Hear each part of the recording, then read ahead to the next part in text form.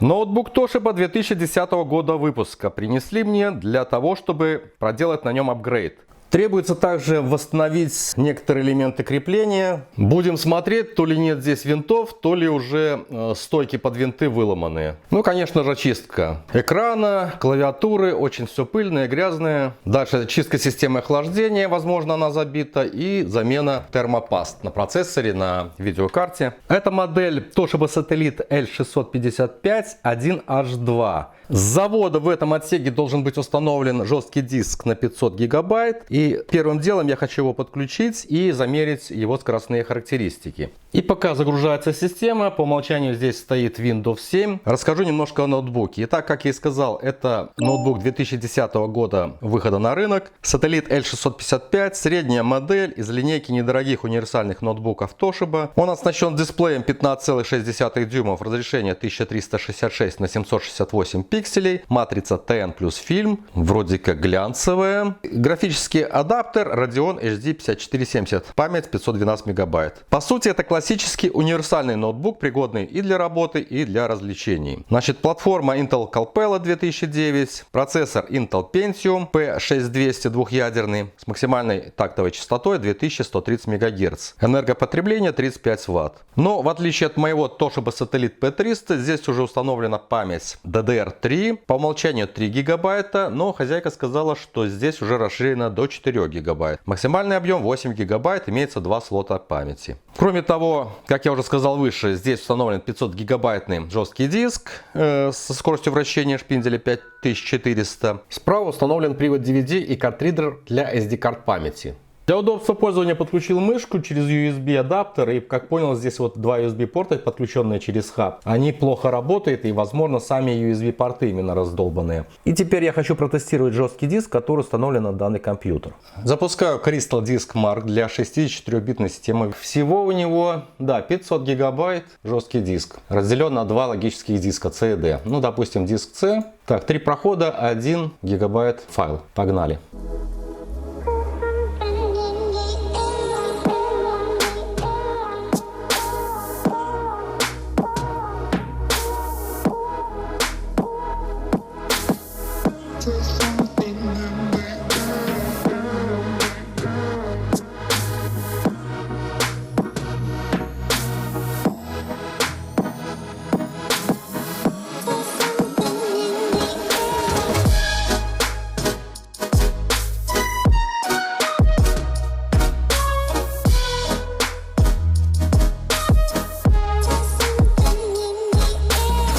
Получаю вот такой, скажем так, очень смешной результат. Значит, сделаю себе скан, сохраню на флешку, чтобы сравнить потом с полученными результатами при установке SSD накопителя. Извлекаем батарею питания. Кстати, она требует тоже замены. PA3817U1BRS. Далее потребуется выкрутить все винты. Приступим. Судя по этим обозначениям, тут везде F6, F6, F6. Нет, есть F3, но в основном F6. Здесь винт отсутствует. Здесь винт вообще не выворачивается. Он там есть, но не выворачивается, и этот не выворачивается.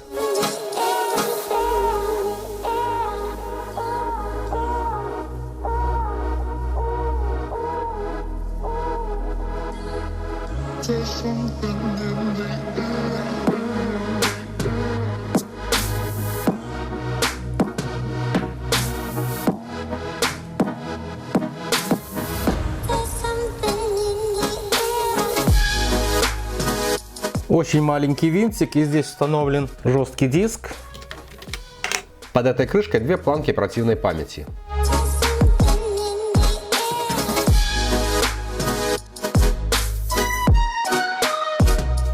DDR3 здесь подписан. Также 2 гигабайта Samsung.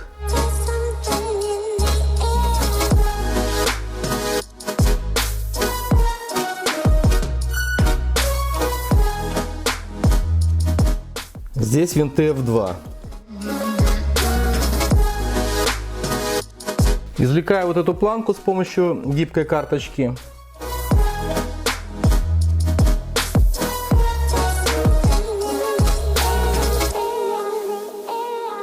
И выкручиваю здесь 1, 2, 3, 4 винта, которые фиксируют клавиатуру.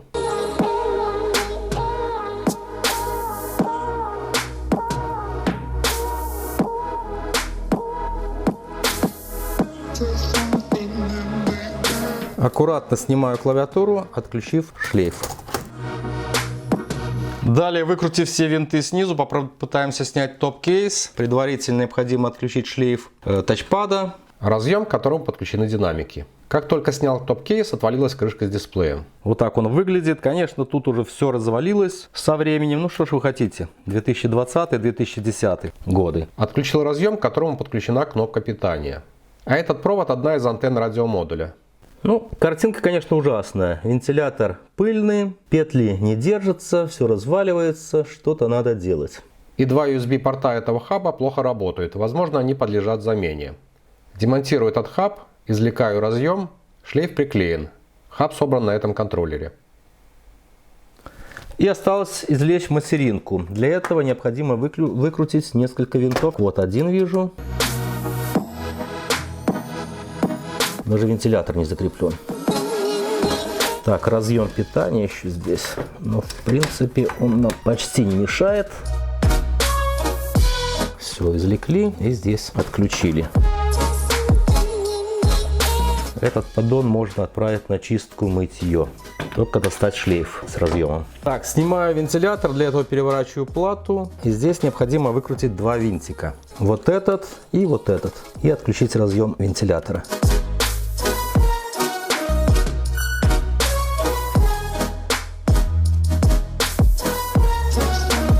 Так, и снимаю систему охлаждения. Как и подписано. 1, 2, 3, 4. Выкручиваем винты.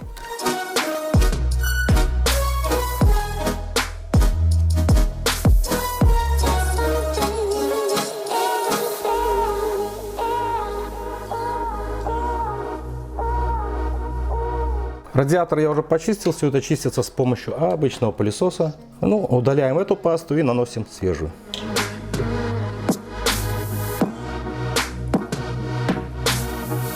Так, ноутбук разобран, все его элементы на столе, клавиатура, дисплей с Wi-Fi модулем, топ-кейс верхний, там крышки всех этих отсеков, батарея, хаб USB, винчестер старый, система охлаждения, материнка с памятью и нижний этот поддон, и также разъем питания.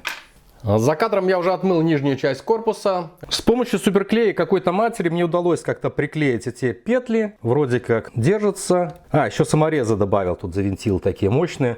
Далее на топ-кейсе с помощью клея зафиксировал металлические гайки, в которых вкручиваются винты. Помните, при разборе я говорил, что винт прокручивается. Эти винты скрепляют обе половины корпуса ноутбука в углах перед дисплеем. Причем вот с этой стороны возле гайки имеются трещины топ-кейса. Я залил их суперклеем, но не уверен, что это надежно и надолго. Также почистил оригинальную клавиатуру производителя то ли Inventec, то ли Chicony. На стикере указаны оба бренда. Также почистил материнскую плату, пропылесосил кулер и закрепил его на место. И тщательно чистил отработанную термопасту.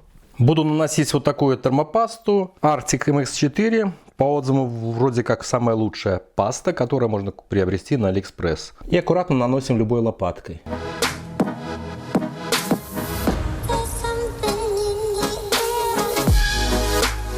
Остатки можно сюда, да. Так, и фиксируем систему охлаждения, соблюдая порядок закручивания винтов. Это все необходимо, чтобы вы не повредили кристаллы. Как правило, все делается крест-накрест. И уже позже в собственное пользование приобрел на AliExpress подобную термопасту Arctic MX4 в шприце объемом 4 грамма. Вот такой маленький конверт, оцененный в $3. Доставили из Китая в Беларусь. И получил его уже бесплатно, но сразу оплатил $7.11 с платной доставкой. Ну а доставили только на 85-й день с отслеживаемым трек-номером. Ну уже понятно, что по результатам диспута я вернул свои деньги. На официальном сайте изготовителя, а Arctic это швейцарский бренд, такой объем фирменной пасты стоит, ну считайте, 9 евро. Я, напомню, купил за $7. Давайте посмотрим, что же я получил.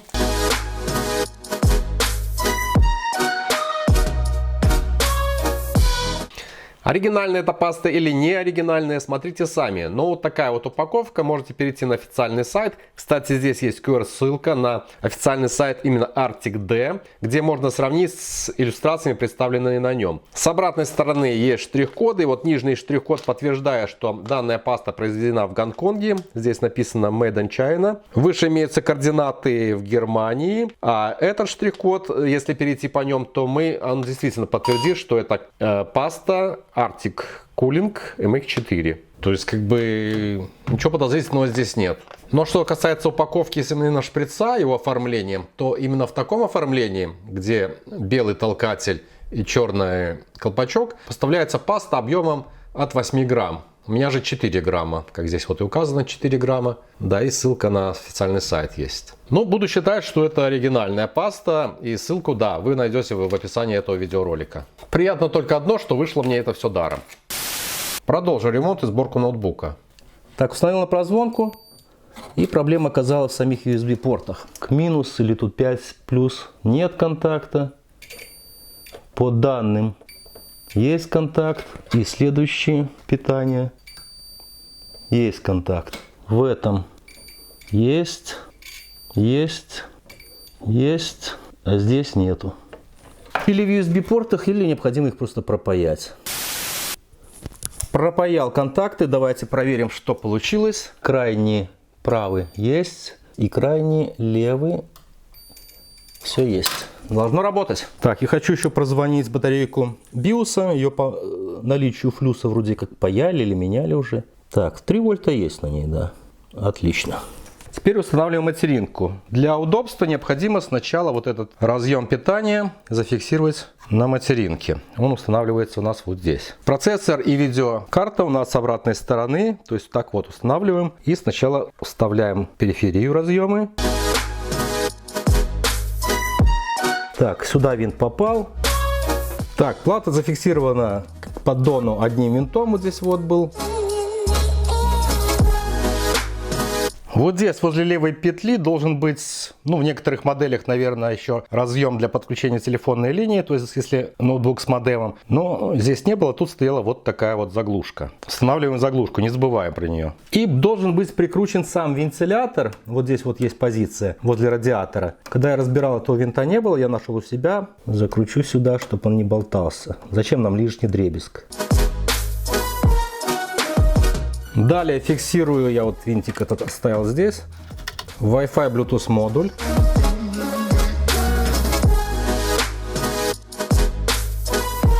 Как вы видели, две антенки идут, черная снизу, белая дальше. Они идут в рамку дисплея. И аккуратно их прокладываем, здесь есть вот специальные позиции, вот она идет в петлю. Сюда здесь зафиксирована была пленка, я уже на изоленту поменял, она не держала, эта пленка. Ну и соответственно прокладываем белый кабель, у меня уже он проложен здесь. И кабель разъема питания. Тоже пришлось поменять на изоленту. Тут какая-то тканевая такая оболочка была, но она уже перетерлась в петле, когда петля не держала, и все ее перетирала. Так, и это прячем сюда. Здесь небольшой дроссель сделан такой, ферромагнит. И аккуратно укладываем, поскольку на топ-кейсе сюда еще укладываются два динамика. Сюда и сюда динамик. Так, и подключаем кабель от дисплея. Подключается к этому вот разъемчику. По идее он должен быть зафиксирован еще, чтобы не выскакивал. Далее подключаем и фиксируем USB хаб. Поднимаем панельку, вставляем разъем, плотно опускаем. Здесь он клеился, а здесь он просто сюда вставлялся. Вот таким вот образом. И далее устанавливаем топ-кейс. На топ-кейсе имеется разъем кнопки питания, разъем динамиков и разъем шлейфа тачпада. Все их нужно подключить. И поправьте, если вот эти фольгированные контакты где-то обычно возле мест крепления, они заламываются. Тоже раз поправьте. Подключаем кнопку, фиксирую динамики и фиксирую шлейф тачпада. Так, вот наш топ-кейс, верхняя часть, вот разъем под клавиатуру. Необходимо достать вот эту черную планку, если она туда вот завалилась. Просто извлекаем ее сюда поближе. Далее устанавливаем разъем и чем-то остреньким пододвигаем планку. Далее пазы вставим, нижние сначала пазы, и опускаем. Так, и фиксирую 4 винтами клавиатуру к топ-кейсу.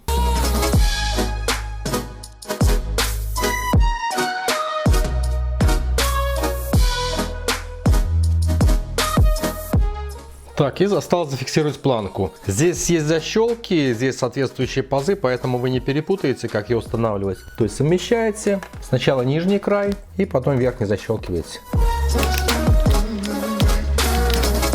Готово. И завинчиваю все винты согласно их позициям F6, F3, F2, что обозначает высоту резьбы винта в миллиметрах.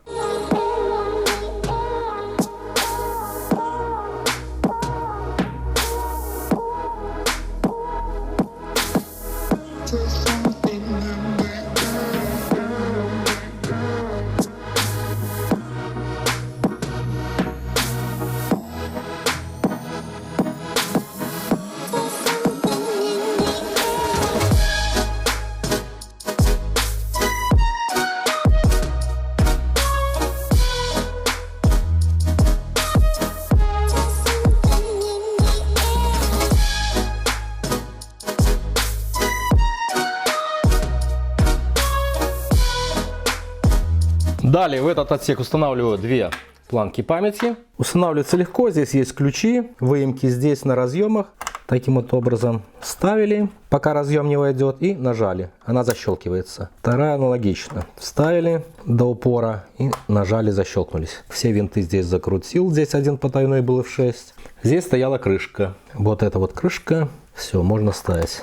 Немножко на изгиб берем, они тогда заходят легко. И закручиваем. Здесь также винт F6. Вместо жесткого диска, который здесь был установлен, сигейтовский на 500 гигабайт, я буду ставить вот такой SSD на 500 гигабайт Samsung 860 EVO. Не знаю, сколько стоит, найду, оставлю ссылочку. SSD накопитель, все по-русски. Вот в таком... еще инструкция есть. Правда, запечатанная, но она нам не нужна. В блистере ложен вот такой твердотельный накопитель. Извлекаю из кармана данный жесткий диск и потом вкладываю сюда также, на те же позиции винты закручиваю.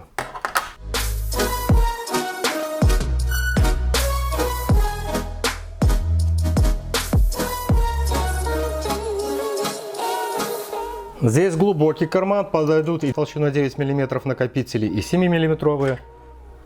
Кстати, да, этот новый тоньше SSD.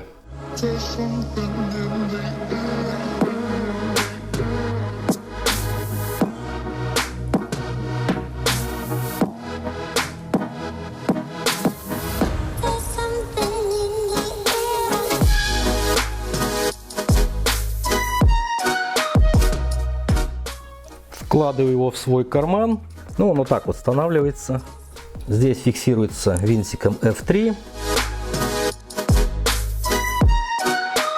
Так, а здесь он еще прижимается крышкой с винтом. И фиксируем винтом F6. Далее, вместо DVD-привода модель TS-L633 я буду устанавливать адаптер и в него жесткий диск Toshiba емкостью 1 терабайт. Адаптер для 2,5 дюймовых накопителей, модель Espada SS12, сделан в Китае, но продает российский сайт. Наверное, был просто в Минске приобретен. В принципе, такие адаптеры вполне можно приобрести на AliExpress. Изготовлен он с такой тонкого металла, практически это фольга. Как устанавливать в него жесткий диск, здесь, в принципе, ну, накопитель здесь, в принципе, представлено. Здесь есть еще отверточка вот такая.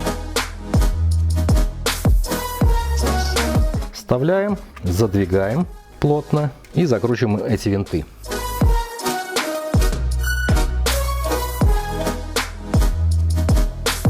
И эту отвертку можно хранить также и здесь.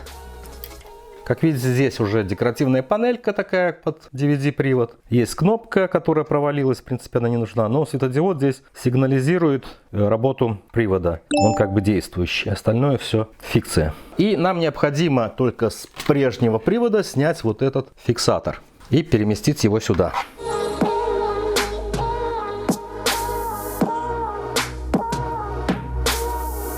Он будет установлен так. Значит, он должен смотреть вот так.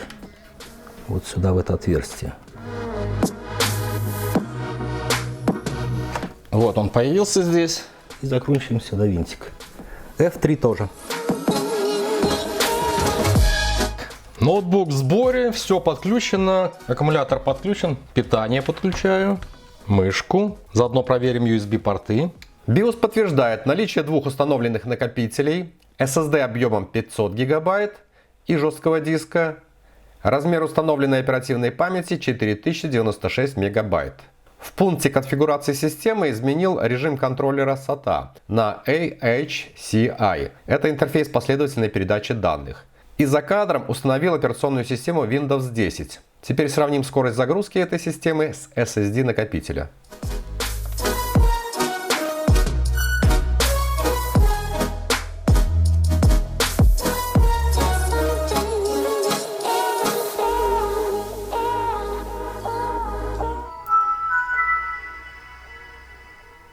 Ну, можно считать, готово. Ну, конечно, для сравнения запущу диск Mark и оценю скорость, как и SSD, это диск C, запускаю.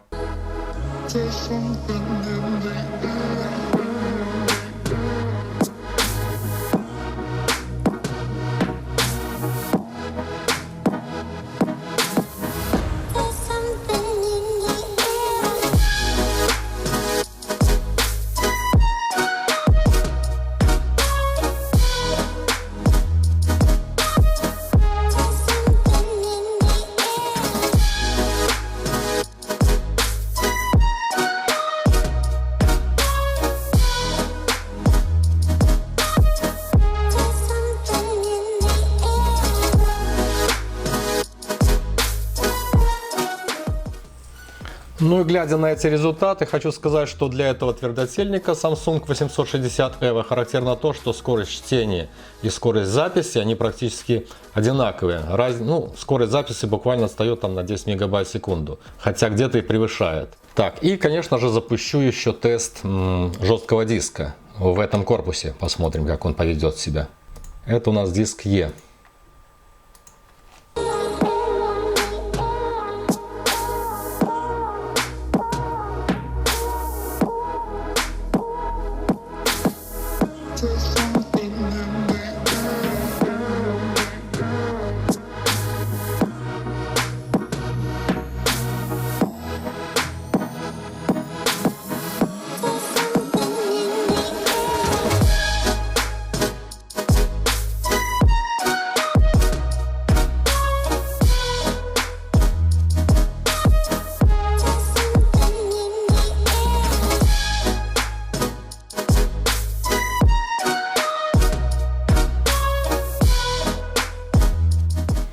Ну и как видите, здесь результаты жесткого диска значительно скромнее твердотельника. Но сейчас ставлю скрин на вот этот вот Seagate Barracuda на 500 гигабайт и можете сравнить с этим жестким диском от Toshiba.